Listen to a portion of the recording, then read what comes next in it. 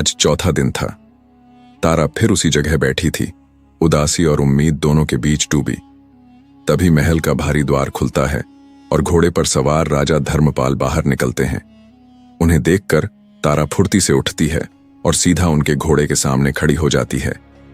हे महाराज, तारा ने धीमे लेकिन दृढ़ स्वर में कहा, मैं कई दिनों से आपका इंतजार कर रही हूं। मुझे आपसे एक जरूरी बात कहनी है। राजा अचानक सामने आई स्त्री को देखकर चौंक जाते हैं। कौन हो तुम? वे सख्ती से पूछते हैं। इससे पहले कि तारा कुछ कहती, एक पहरेदार बोल पड़ा, महाराज, यह वही औरत है जो 3 दिन से यहीं बैठी है। ना जाने क्या चाहती है। हमने इसे कई बार हटाया भी, पर यह फिर आ जाती है। राजकुमारी तारा ने हाथ जोड़कर कहा, मुझे क्षमा करें महाराज, मैं कोई पागल नहीं हूं। मैं सिर्फ एक बेसहारा औरत हूं जो बड़ी उम्मीदों के साथ आपके पास आई है। राजा धर्मपाल थोड़ी देर सोचते हैं, फिर कहते हैं, लड़की, अभी मैं एक जरूरी काम से बाहर जा रहा हूं।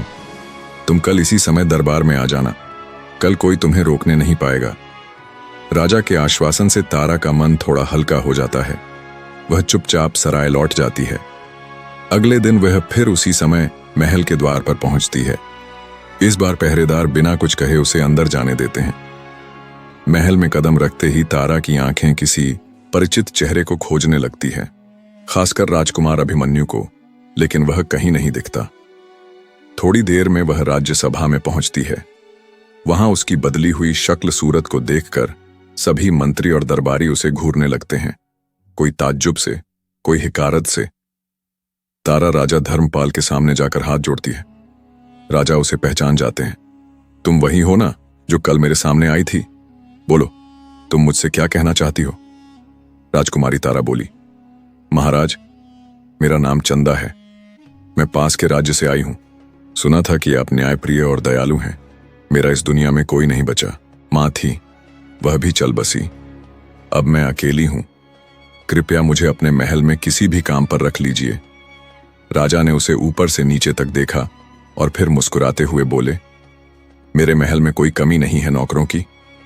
फिर मैं क्यों किसी अनजान राज्य की ऐसी साधारण सी दिखने वाली लड़की को काम पर रखूं? तुम जैसी बदसूरत सी दिखने वाली लड़की को मैं अपने राजमहल में नौकरी पर क्यों रखूं? राजा धर्मपाल ने व्यंग्य से कहा, मेरे पास नौकरों की कोई कमी नहीं है।